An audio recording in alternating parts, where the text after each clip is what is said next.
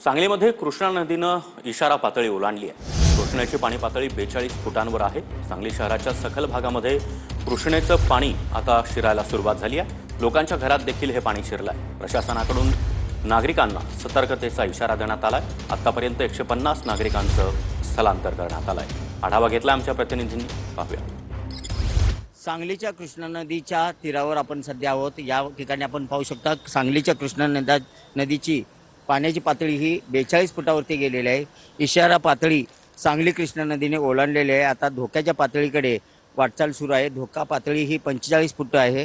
एकंदरीत पाहिलं तर कोयना धरणातून जो 95,000 क्युसेक्स नदीमध्ये प्रवाह सोडला जात होता तो कमी करण्यात आलेला आहे। आता सध्या 80,000 क्युसेक्स वेगाने नदीपात्रात पाणी सोडण्यात येत आहे। त्याचबरोबर चांदोली धरणातून सुद्धा जो पाणी सोडण्यात येत होतं ते पाणी आता कमी करण्यात आलेलं आहे। सध्या ही कृष्णा नदीची पाण्याची पातळी वाढत आहे आणि धोका पातळीकडे हिची वाटचाल सुरू आहे।